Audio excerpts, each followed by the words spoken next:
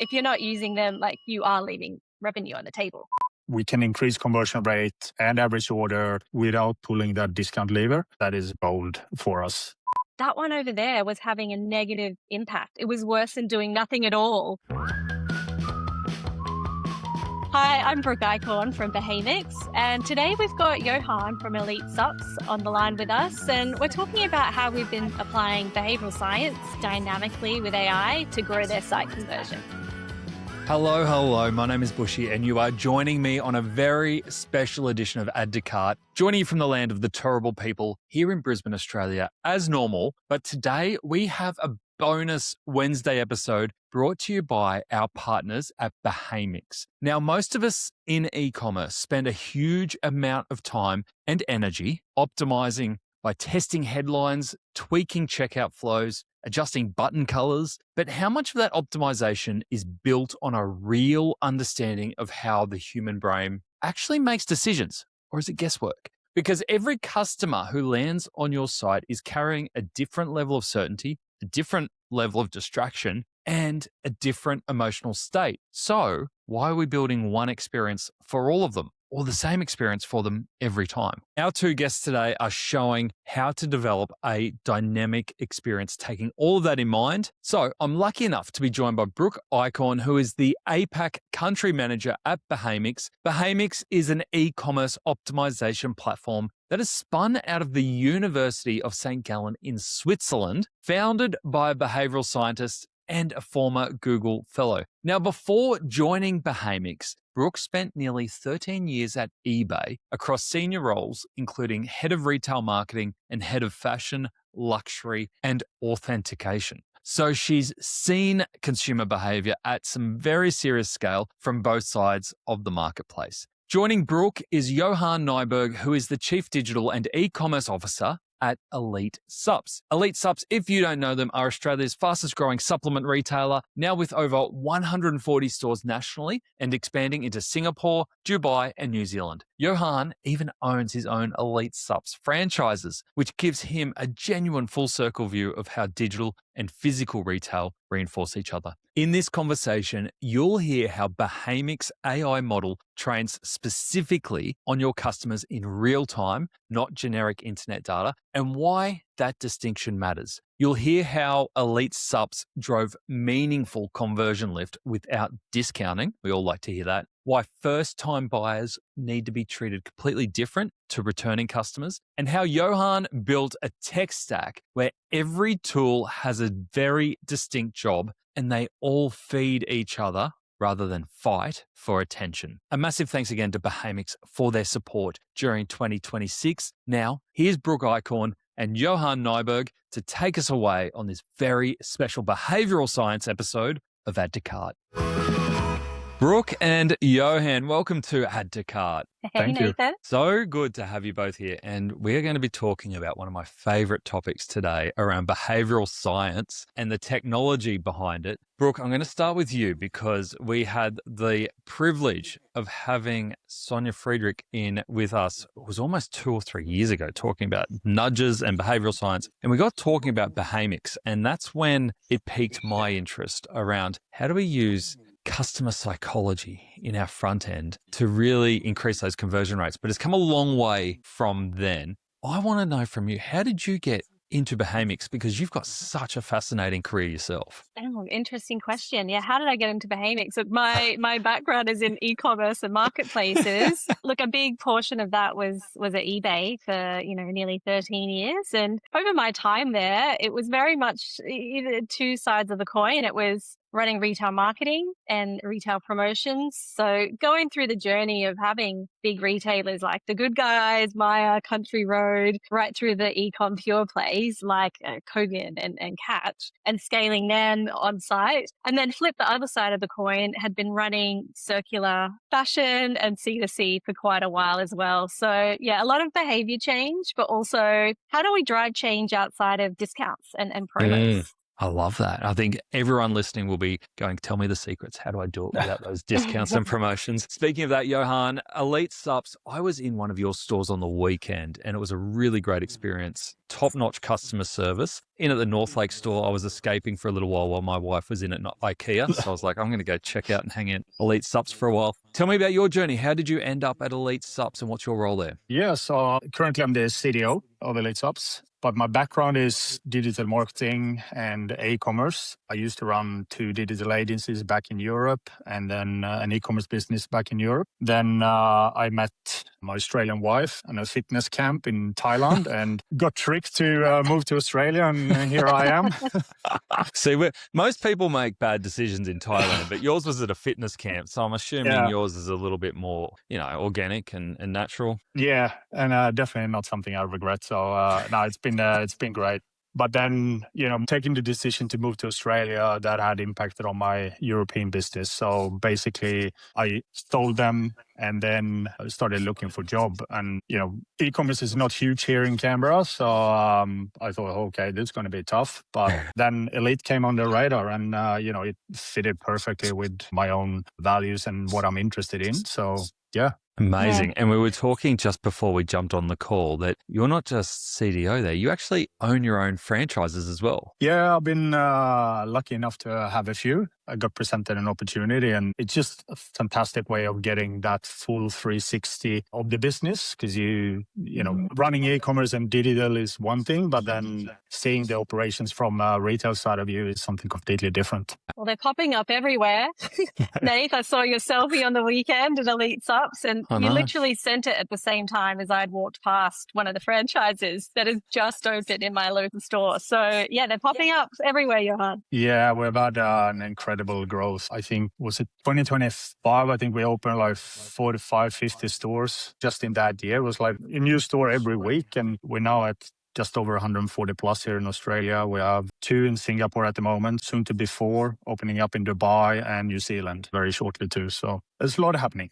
What makes Elite Supps special? What is it behind the growth? I think we have a purpose. We want to really help our customers in their fitness journey, and we take great pride of it. Everyone who works at Elite are certified nutritionists, and we talk to customers every day about their goals and preferences, recommendations, whatnot. So I think the level of service from our whole team and the way we care, I think that's a big piece of it. That's a big commitment to get certified nutritionists in. Oh, it took a lot of effort to, I think, close to 600 or 500, well over 500 people at least. So when you reach our customer support, for example, all of them are certified. And then, as I said, our store members are too. So big effort. I never knew that about your business, the certified. Yeah, that's incredible. Yeah, it's been a bit over a year now. That's cool. And with such a big expansion in the physical footprint, what role does ecom play for you, Johan? Retail is definitely the biggest side of the business, but ecom definitely, fits it part there now with click and collect. And we have some other areas of new products coming up that will tie in nicely to the omnichannel experience. But ecom also, I think a lot of customers goes on our site to explore and then before they go into one of our stores. So it definitely plays an important role there too. Yeah. And Brooke, we just heard from Johan around how much they value customer experience and actually having real knowledge on sites when people contact them. How have you seen it from a behavioural science perspective? What sets Elite Supps apart from everyone else?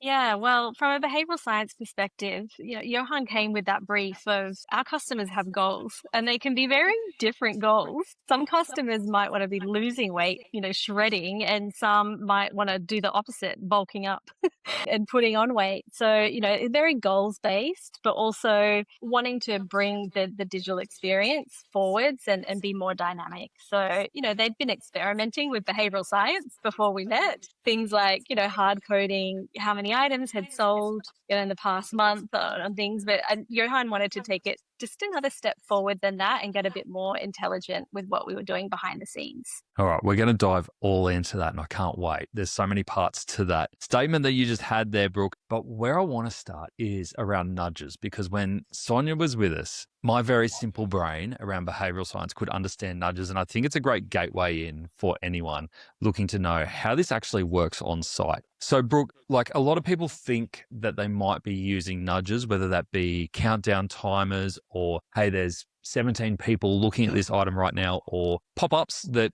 happen just when you're about to exit. They're all like little nudges of behavior. Is that what you consider great examples of nudges?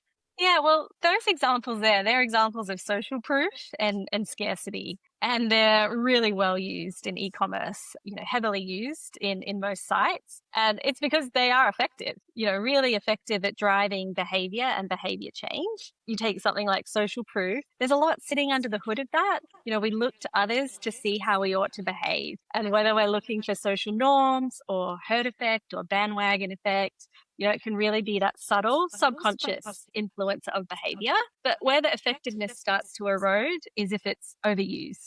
So if, say, you've got a site and every item there's this many items left, or, this many people have bought it today, customers just start to distrust that. It looks kind of hard-coded and not genuine. Or maybe if you're going to like a hotel booking site and, I don't know, every listing has 2 rooms left. Yeah, exactly. The consumers, the sniff test on that so that's where the effectiveness really starts to peter out. So we find that a dynamic approach is always best. So not just dynamically pulling in numbers, intelligently targeting the nudges themselves, because we need to use the right nudge for the right customer at the right part of their visit, and even down to the right SKU level. So yeah, that's where we aim to get. And there's a whole wide world of behavioral science out there that you can tap into outside of social proof or countdown timers. And if you're not using them, like, you are leaving revenue on the table. So not one nudge for everyone, and don't over nudge.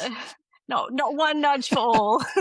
How does that align for you, Johan? How do you make decisions on when you give those little kind of, hey, upsell here, or, urgency here? How do you strike that balance? Just as Brooke said, you probably, because before I met Brooke, we had hard coded this product has sold this many items per month. And we did it exactly in the way that Brooke said. It was on every product. And I think it gets a bit messy. And that's what I also started to feel like, okay, this is a little bit messy. So I think Behamics' approach, where it's dynamic and intelligent, that's the way to go. And then how you do it, well, you need someone like Behamics to be able to do it. And one of the main reasons, I guess, why I haven't added a Shopify app where you have those popping up in the bottom left corner that, Josh W. from, South Australia bought this 15 seconds ago. And it doesn't matter if you, come in incognito or if you, have the same session. It's always the same message. And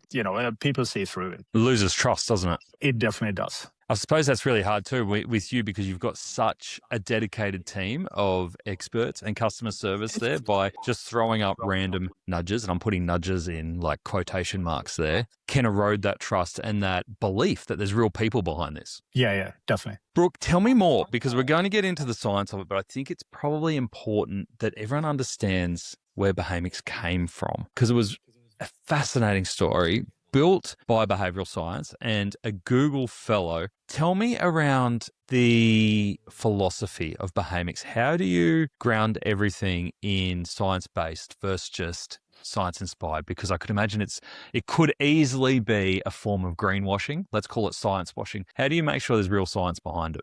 Well, we're literally a spin-off of a university in Switzerland. And our co-founder, Thilo, he did his PhD in behavioral science for e-commerce. So that's where he specialized. And he still lectures. I feel dumb already. Love working with this team. So yeah, he's still lecturing in unis on just that subject matter. So yeah, there's a robust depth of, evidence-based psychology that's sitting behind it, which means that, whether we're working with supplements or, trying to sell cars, that, we can apply it in a way that is robust. And then I guess on the other side of things, the AI, when Thilo met Valen, our other co-founder, Valen had exited an AI company already, was a Google fellow, and they had been trying to solve a similar challenge. So we're developing the AI itself using scientific methods. So we're training the AI models in causality. So look, in the world of science, say like a clinical trial or an economic trial, you need to back out the causation of the intervention. And that's exactly how we're training our models. And then, because they are in the science and academic world robustly testing everything we do, we need to prove every dollar of uplift we deliver for a client. So taking the world of randomized control trials into e-commerce, has just been a way that seemed completely normal to our founders, but I think is quite unique coming from an e-commerce background. It's very unique. Johan, did you understand the science when you signed on? Not really. But anyway, the very first time I came across Behamics was in April last year at iMedia. And I just saw on the schedule that, a company called Behamics was going to have a session. And that name just stood out. I love the brand name. It's interesting and, it's curious. So I started to read through it a little bit more, and the way they do like intelligent nudges, that really stood out. And then, but all the science behind it, that's just fascinating. And you said you sounded dumb. Imagine you sitting in the room with the co-founder and then a couple of data scientists, and I've been like, okay, I am the stupid guy in this conversation. Like, I'm here to sell more. I'm here to sell more protein powder, guys. Yeah, pre-workout. So where do you start then? I could imagine that you guys came together and was like, hey, there's a huge opportunity here to be smarter around how we communicate with our customers and be more personalized. How do you even break that opportunity down? Where do you normally start? Brooke, I might ask you first to go, where do you normally kick off in Behamics? Yeah, we usually kick off by understanding the client, their customers, their goals and strategy. Because, we're not like an off-the-shelf tool where you go in and pull some widgets in. We literally have a team of behavioral scientists that come up with the initiatives. So, they're using evidence-based science, what we've learned over years with other clients. And then it really is a collaborative process. But the real learning kicks in is like when we deploy to sites and the model starts learning. So the model is self-learning from Johan's customers. We don't want to train the AI model on the entire internet or, another site. It's then Don't going come with through preconceived the data notions. site. No. So we really need to understand what's resonating with the customers, where things are backfiring, and we need to be able to adapt really fast, because it's all about how do we just drive revenue when the customer's on the site. And how long was it before you started seeing that model learning for you, Johan? We deployed Behamics, I think, beginning of July, Brooke. Was that right? Yeah. And then I guess we had about 30, 40 days where you could actually see the model was, learning the audience, testing heaps of different nudges. From there, so I guess mid-August, you could really start to see the uplift. Good timing before Black Friday. Yeah. Coming into September, which is historically a pretty good month for us. But then we also have what we call our Elite Week, which is a very big sale event for us. And as I said, we started to seeing uplift in August, but then in September, it kind of really took off. And for me, especially during the sale event, when I logged in, I looked at the Behamics dashboard. It was like, all right, geez, what's happening here? It was a bit of a flashback to, you log into Facebook or TikTok dashboard and look at their attribution models. I'm like, all right, something is a little bit too good to be true here. And I try to wrap my head around, what's going on and what am I missing? So I actually paused Behavioural after September because I needed to validate the numbers. It was, wow. It was that big of an uplift in September. So thankfully, we had just completed a huge project to integrate the Coveo. And the company who did that integration with us, they had a couple of data scientists. So I asked them to take a look at all the Behamics data that Behamics provided and our Shopify and GA4 data just to validate and, is it statistically significant or is it just noise in the control group or what's happening? And it came out. It's true. It's accurate. It was legit. It wasn't a Zuckerberg figure. It was a legit figure. 100%. And, that was very refreshing to actually see that. Because, the numbers were incredible.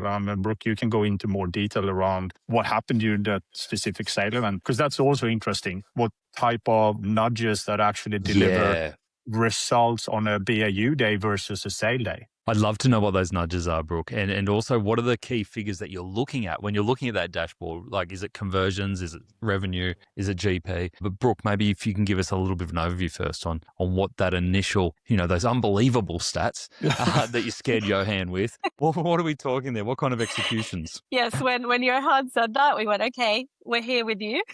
We've never lost business because we were too good. Yeah, like it was quite a unique case. And yeah, he had wanted to do this third party review, and we were like, yep, here's everything you need. Here's the data. And I think we were quite confident in our methodology. But yeah, what numbers do we look at? It's ultimately revenue and conversion. We've got lots of other metrics that sit under that, but the AI model itself is geared towards driving up conversion and revenue per visit. So they're the main metrics we look at. And look, the whole reason we have this dynamic approach is so that we can respond to the customers as they're behaving in that week on that day. So we did definitely see different behaviors showing up in Elite Week. Things like, I guess customers were really responding to the specificity of nudges. So things like, this X visitors bought this in the last 24 hours. That uplifted the revenue per visit by like over 50%.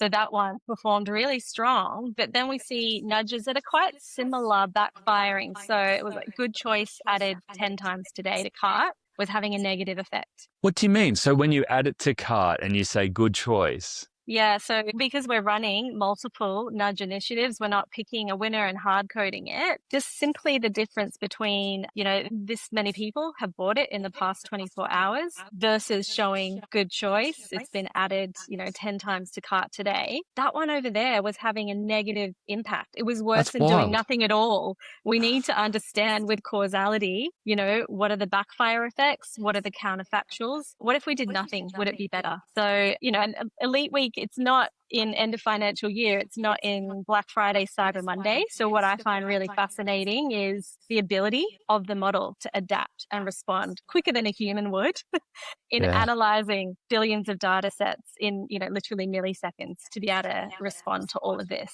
So that was a really interesting case for sure. It sounds like your customers don't like positive reinforcement, Johan. Well, I guess they do on a BAU day, but not on a sale day. I guess that's the interesting thing that I found. Yeah. It's because, intent differs. So, your September period, Johan, like it was just lightning in a cup because we'd had the, 6 to 8 weeks to train the models and switch on the causal AI variants that, are more accurate. You had a higher traffic that had high purchase intent. So the model's always looking for purchase intent. How can we influence this visit? So, when you do those things and you can move conversion, and we know how much revenue increases when we even move conversion by a couple of %, that is when the real magic happens. But yeah, it then needs to be able to adapt to a normal period. And, all the way throughout the year, there's not urgency. You don't want to use coupons or promos or discounts. That would just erode margin. So we need to leverage, other things that really help customers make a decision when they're shopping on the site. So yeah, we need to be quite adaptive and responsive. And when you talk about being adaptive and responsive, you talked about running multiple tests and making the decision of doubling down or stopping or doing nothing. In Behamics, is it that this is done automatically, or do you still need a controller at the wheel to turn on and off different nudges and different bits of functionality? Yeah, so it's a bit of both, but it's a self-learning AI system. So that decision intelligence is happening in real time and in an automated way. Look, once we've been able to hit statistical significance, we can then switch on the causal variance of the nudges, would just improve the effectiveness even more. So it is a human to AI partnering for sure. And, the humans are building out these neural networks and working. But yeah, the AI is just put on autopilot because it can respond much faster than a data science team or a trade team can. So yeah, that's the combination. Are you doing much tinkering, Johan, or are you letting the bots do their thing? This is definitely something I leave to the bots. It's very fascinating to follow, really. I mean, from what we do on our end, potentially then suggest different types of nudges or different design of the nudges, and then, let AI test that. Is there a nudge that you've implemented, or Brooke, I'm keen to hear about the wide library of nudges that you've implemented with other customers that you were like, I don't think that would do anything significant. Like when you talked about having this person just purchased and having the 50% uplift or 17 people just purchased, I'm like, always look at them and go, does that really do anything? But obviously it does something to our brains. Brooke, I'm really keen, outside of Elite Supps, has there been any nudges? I know you've got a library full of nudges that you're trialing. Any that have really surprised you? Any that have kind of knocked your socks off in terms of, I don't think they're going to do anything, but actually had a huge impact? I mean, even with Elite Supps, right? It's how do we even craft around this goals-based shopping behavior when shopping for supplements? So even when customers are facing hesitation, leveraging things like cognitive dissonance once they get to the cart. So, they might have gone through the heavy lifting of choosing something, getting to cart, and then the hesitation sets in. So just putting in front of them, your PB just got closer. Oh, that's Or, nice. things like that. So, now in your cart, fueling your next session. So that's the endowment effect. I feel like I'm already taking it, and I can see how it would fuel my next session. So just to get over those last little cart hurdles. And some of the interesting ones we've deployed as well is even if a customer, I guess their intent is starting to waver, just changing the Chrome tab description. So they might have already popped on to a competitor site or gotten distracted and gone and done their email or something like that. Just saying, your nutrition awaits, or, just bringing them back into this is why I was there and making that decision in the first place. So, it doesn't need to be sell, sell, sell all the time. It's more about reframing for how the brain works so that we can help the customer, but just not lose the sale, because it's when they're on the site. It's when they've been live in the session. We don't want to have to run after them after they've gone down the road. I did notice that, Johan. You do such a great job of the what's in it for me from a customer perspective. The first thing you'll hit with when you enter your site is what's your training goal. So it's not like, do you want protein? Do you want collagen? Do you want whatever it is? It's like, are you trying to lose weight, build muscle, endurance, whatever it is? It's a really interesting entry point. Yeah, I mean, when we change that, so basically, I guess we turn the navigation into a first-party preference data that we then, that data we can use like everywhere. The first we actually use it for is in our email automation flows. So someone selecting, build your muscle as a goal, then, that whole welcome journey will be around that and the products that fits into that category. The other thing this did for us, it created a new segmentation layer for us to use in promotion and, with suppliers and whatnot. And then I guess the long-term goal that we set up when we launched this is to be able to use these signals basically in our whole tech stack. And, that includes Behamics to feed these underlying signals into nudges so they become even more relevant and, they resonate even more with the consumer in that specific time. It could be as simple as, a nudge saying, yeah, this is great for weight loss, something like that, if we know that the customer is on that weight loss journey. And you mentioned there having those segments helps you with suppliers. How do you use that information with suppliers? I guess we kind of declarate that we have the ability to segment on goals, and your product fits this type of goal, and we have X many people in this segment that we can leverage. Yeah. When I was looking at this, and it makes a lot more sense now that I've heard about Elite Week, which is one of the best promo names for a week that I've ever heard.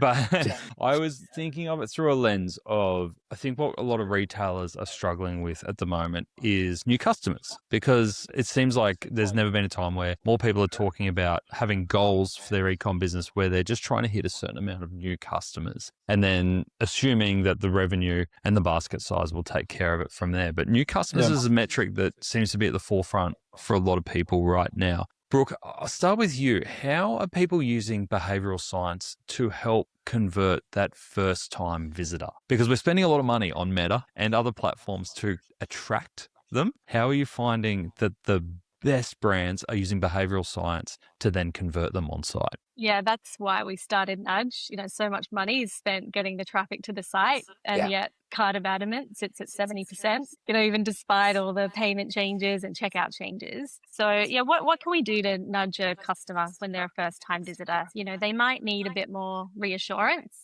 and trust flags and symbols. Whereas, someone returning that's either familiar with your brand or product category might need, other things to help them make a decision, informational nudging or maybe pricing nudging or, we can deploy different types of nudging for first time and returning visits. But I actually kind of find that a bit too black and white. It's not just first time returning. It's, what type of site do you have? Are you a multi-brand, multi-category retailer?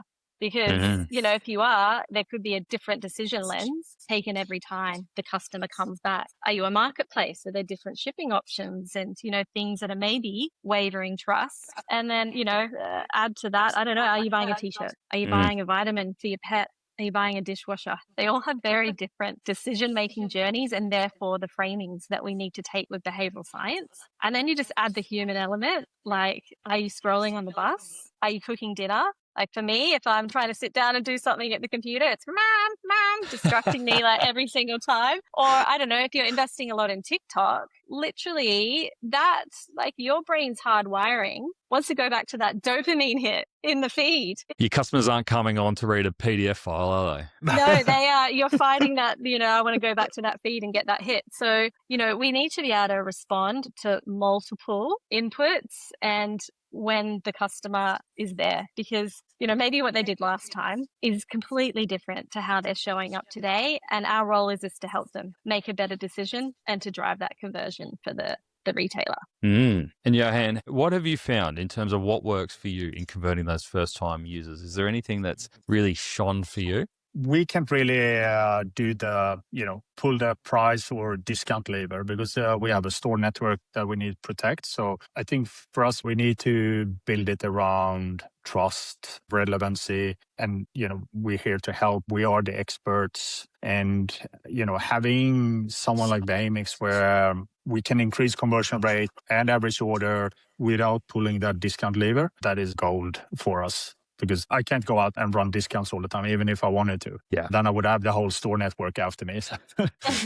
And half of them are your stores anyway, so you'll be after yourself. Yeah, you'll be chasing yourself like, two zones. I guess like in e-commerce, it's not enough just to, predict, okay, is someone going to abandon their cart? We need to know why. Yeah. We need to be able to explain the cause and the why, because if you just slap a promotion on everything, the minute, the customer's about to abandon, that's going to erode your margin. So knowing why helps us show the right nudge at the right time. And, what I see with your data, Johan, is even when we're using the social proof, which is building trust and is quite strong for a first-time visitor, they're actually showed. It's interesting to see how it's shown with the cognitive dissonance or, in your sale period, magnitude congruence on the mobile phone, being able to see the discount smaller because that's really fluent for our brain. So yeah, when we lift the hood, it's like, how do they all play together so that, you don't need to put a coupon on top? Yeah. And I mean, we do tons of A/B testing on our P2Ps and checkout, but there are so many variables that, that you can't discover, that is hidden in the data that, you don't understand. Yeah. And we don't want them always to be like a pop-up or a fly out because again, that gets a bit, this is marketing. We're wanting to frame the decision. So sometimes it's just changing a color or, framing a default of what size of the product you should buy to stock up. Or, maybe it's intelligently sorting the items in the cart to anchor them to the most optimal conversion. So, a customer, that is not in your face. It's a very subtle, we call it a silent nudge, but it still helps the customer, on their journey and helps optimize a bigger revenue without having to put the promotion in there. Yeah, and I think for supplements as well, I think first time customer comes in, we have so many different types of supplements and then you have so many different types of protein and they know they need a protein, but then, they're looking at one protein and then they see another one. And it's like, okay, I know I want one of them, but I'm not really sure which one. Yeah. Throwing in a notch there just to boost the confidence or reassurance or whatever, that will help from them bouncing that session. And how do you determine what nudge is right? Because obviously in those situations, you could nudge someone towards a goal-based recommendation based on the product, or you could nudge towards something that might be a little bit friendlier from a GP perspective. How do you balance those nudges between the commercial outcomes? Because we've seen a lot of this with personalized product recommendations and search and merch tools. How do you find that balance between nudging customers in the right direction to meet their outcomes versus pushing them towards products that may have a bigger commercial outcome for you in that transaction? Yeah, Nathan, I guess you're hitting upon attention, right? Because we want to drive conversion. That's the goal. but not at all costs. We have to be truly helpful. And in the world, there's nudges and sludges. I think Sonia might have even talked about that on her episode. And that's the dirty, dark pattern area of nudges, which we really need to avoid. Look, some examples even outside of supplements is, I think, obviously the promotion one. We don't always need to put a promotion on it to drive the sale. But even things like if our model has detected you've added items to cart, you're probably going to return anyway. We intervene at that point to say, hey, do you really want to order this item? Or do you really need this many sizes? And we deploy it intelligently using things like loss aversion to really get the customer just to stop in their tracks. And that, if we can reduce returns, that's going to improve the overall margin. You don't need to pay for the return, bring it back into warehouse. So yeah, we don't want to drive conversions at all costs because we know for retailers in the warehousing and the shipping costs, there's a true downstream impact to that. Yeah. And there's a trust impact too, isn't there? Yeah. Johan, in terms of, you mentioned there Coveo and you mentioned that you're running on Shopify. I know you've got a lot of tools at play here and you mentioned the myriad of A/B variables or A/B testing that you've got going on. I think if anyone's listening to this and they're like, look, this sounds really interesting and I would love to have this kind of personalization and science behind understanding our customers, there would also be that tension of like, oh, it's another tool on top of what we've already got. How do you balance this out and how do you ensure that something like a Behamics is adding increased personalization on top or with the tools that you've got there rather than cannibalizing what you've got? I think with all tools, you gotta make sure they don't interfere in the same session with that specific customer journey. They should support each other though. And that's what I think we have here. So, with Coveo, we had the search and discovery. So you guide the customer to the right product. And then you have Behamics with nudges that, reduce that hesitation and build the trust. And then, on top of that, then you have Klaviyo, which is the life cycle and it keeps the relationship going. And then we have the PIM, which is our social truth when it comes to product data. So yes, we have a lot of softwares, but it creates one experience and they are all supporting each other. And we have had in the past, we have had systems that kind of interfere with each other. But the important thing here is to try and eliminate that and make everyone support each other rather than compete. I love that view because it sounds like each is not necessarily generating data, but taking data from other platforms and building on it or using it in new ways. Like I love where you talked about having new segments that you can use for customer experiences or supplier information. And I can assume it's used in multiple other ways, but it seems like there's a bit of a flow here to just one big great data experience. Yeah.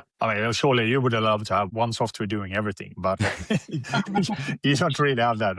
Yeah. Brooke, how do you normally have those conversations? Because I know there is that tech overwhelm at the moment. How do you show people that this is actually using data that they've already got and then enhancing it and delivering a new experience that they couldn't get elsewhere? Yeah, I think what Johan said was really key. It's, how do all your tech platforms complement each other?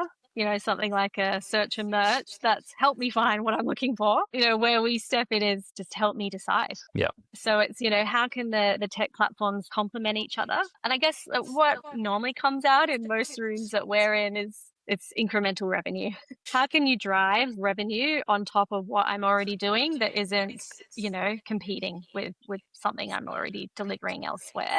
And generally, we're looking at things that are invisible to most of your e-commerce dashboards. We're mostly looking at the funnel, where's traffic coming, where are people dropping off, conversion rates, but nothing really explains it why. So, looking at something that knows hesitation, lack of trust, and can just deliver what you're leaving on the table because of that, that's generally where the most powerful conversations happen for us. I think that's an interesting piece too, isn't it? Because no one likes doing reports or understanding behavior that has happened. But if you're analyzing behavior to do predictive behavior, that's where it becomes interesting because you're then picking up those opportunities. Yeah, I guess it's one step forward than that.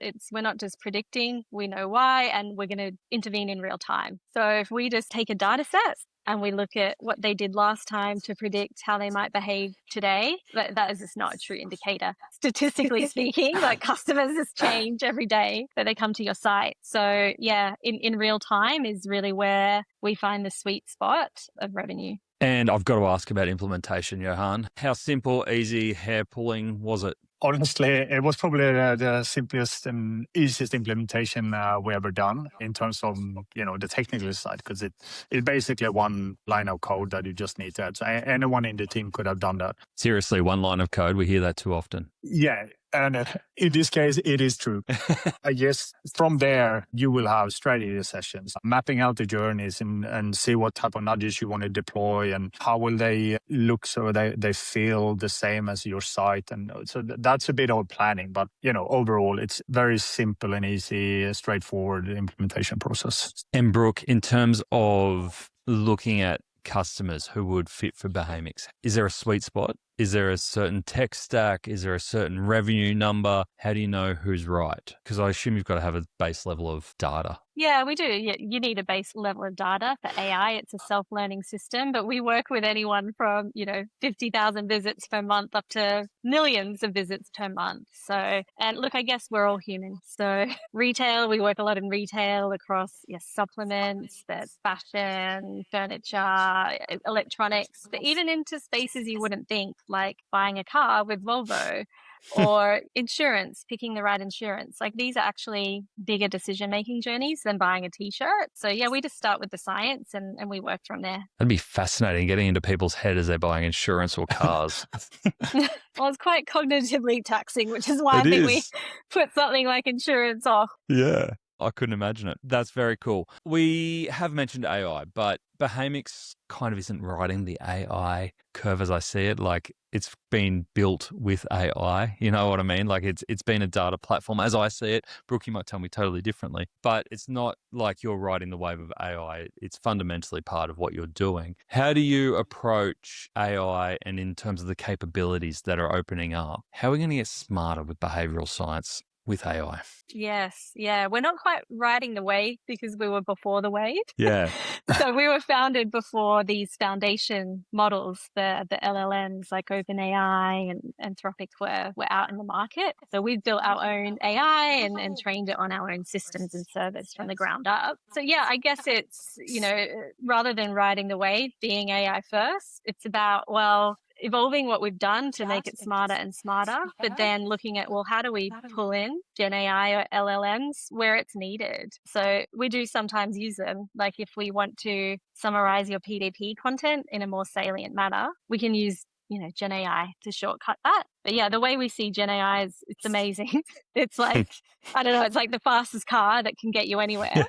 But then we see causal AI as like the map that's like, okay, if you turn left here, you're going to get to exactly where you need to be with the result and outcome you need. So yeah, for us, it's about using the different tech in a way that's just going to ladder up to the goals and strategy. Makes sense. Johan, how are you seeing AI at the moment? Just in general, like less so behavioral science, but are you a fast adopter? Yeah, but more on we're trying to use AI where take away the boring elements of the job and put that time into where we can make a difference. And I think AI does a really great job in the personalization of creating those experiences which a human can't. But for us, it's really important because our identity is we genuinely want to help people, and I would never get AI to take that responsibility. I'm sure we're going to, with the agentic commerce coming, they're probably going to be a part of it. But with our staff are so passionate and, we really, really care about the customer's fitness journey. Yeah, that side of the company will, we want to keep that. We want to keep that human. But optimization, personalization, all that, AI 100%. Fantastic. Now, the next 12 months for Elite Supps, what is on the radar? Obviously, more stores, I guess. More stores. International domination. That would be nice. I mean, yeah, it's definitely, we are expanding in Singapore, which is interesting market for us. And, now with Dubai and New Zealand coming on board, we have some other really interesting projects that I hopefully can come back and talk about at a later stage. But in context of this conversation, I guess, we need to stay relevant. And with that, I mean, working on our product data. So again, with AI, you need quality product data to, feed in or signals. In this case, our goals, for example. It doesn't matter which, if you have a super AI, if your data is, at best average, you're going to get average results in the end. So that is something we're working really, really hard on this year. And then with Behamics particularly, it's going to be, try and leverage those underlying signals a bit more. Love it. Now, Brooke, I can't imagine the world of behavioral science slows down at all, especially with the explosions in AI that we've got. Given that you are ahead of the wave, not on the wave, what's next for Behamics? Well, Johan actually just signaled it. So we're pretty excited about, we're now looking at, we have amazing underlying data based on causality, probability scoring. So being able to feed that into CRM and ads to make that more intelligent is where we're taking it next with signals. We talked about cart abandonment before. Usually you get an email with the last item you left in your cart, but it actually might have been the other item you went and looked at. Yeah. Where there might be a higher probability. So we're able to feed that probability scoring and multiple different types of behavioral data to enrich CRM and even to save money on ads. Like, is there a customer, an item is this you're wasting money on? So that's really exciting. I think they go really hand in hand. Yeah, we just already today, we apply the causality to things like inventory and merchandise, UX, site issues, SEO. So yeah, we're really about just how do we optimize the whole digital journey? I think that's really, really incredible, especially as we know that the journey is being pulled apart. We're going to find checkouts in LLMs and everywhere around the web. So taking that expanding that data and that personalization out beyond just that website is going to be a huge unlock. And I love what you're just saying there. I know it was a simple example, but around the abandoned cart, around, I don't know any retailer who loves sending someone an email 4 hours after they've had something in their cart that they've abandoned, having to send them a discount to try and get them back when they've already showed intent. So being able to do that unlock, whether it's that right product or not, is really cool. And that's just one example. So I am super pumped to see what you can do, especially for those ads, because we don't like paying any more on the ads than we need to be doing. So it's about time they got a bit more personalized. Brooke, Johan, thank you so much for joining me on Add to Cart. I would like to say that I'm smarter, but I actually feel dumber because, Brooke, I'm going to have to look up some of those words that you talked about to get my behavioral science up to scratch.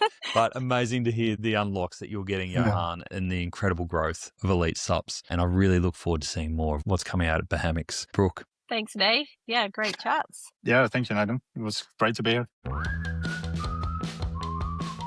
What an awesome episode. I always love nerding out on behavioral science with the Behamics crew, whether that be Brooke or whether that be Sonia. It's always such a fascinating topic, and I just feel like we can never learn enough about it. What struck me from that conversation is how much of what we call optimization is actually just noise or guesswork, and adding more urgency, more pop-ups, more friction can actually piss off our customers without even understanding our customers more. Does that make sense? Brooke and Johan are actually working on the cause and not just trying to jam in as many messages as possible. They're thinking exactly what does the customer need at this point. All right, 3 things that I think are worth taking away from today's conversation. If you are hard coding nudges site-wide, you're probably training your customers to ignore you. Showing 17 people viewing this on every single product, on every single visit, it's not social proof anymore. It becomes wallpaper. Customers see through it very fast, and once they do, it starts costing you trust. Dynamic nudges shown to the right person at the right moment, on the right product, for the right experience, are a completely different thing to blanket urgency tactics. Secondly, understand why someone is hesitating before you intervene. A near abandon driven by decision fatigue needs a different response to one driven by a lack of trust or a bit of distraction. Slapping a discount on every cart that's about to go cold solves the symptom, but it erodes your margin and doesn't actually fix the cause. Knowing the why is what lets you show the right nudge, not just any nudge, and make more sales at full margin. And thirdly, every tool in your stack should own a distinct job, but they should all be building towards the same picture of customer intent. The way Johan framed it landed really well for me. Coveo finds the product, Behamics reduces the hesitation, Klaviyo holds the relationship. And underpinning all of it is a navigation decision, asking customers what's your training goal? Instead of, what product do you want? That single UX shift created a segmentation layer that now feeds email flows, supplier conversations, and behavioral nudges all at once across all interconnected platforms. Understanding intent is the foundation here. Everything else builds on it. If this episode's got you actually thinking about what's going on in your customer's head and what you might be leaving on the table because of it, come and continue that conversation over in the Add to Cart community. We would love to see you there. There are over 600 e-commerce professionals sharing tips, questions, and all sorts of things, maybe getting inside customers' head as well. Join us at addtocart.com.au. We would love to see you there. It's free to join. Thanks again to Brooke and Johan for a really fascinating hour talking about behavioral science and how we can use that in e-commerce. If you haven't already, hit subscribe wherever you are listening, and we'll see you on the next one.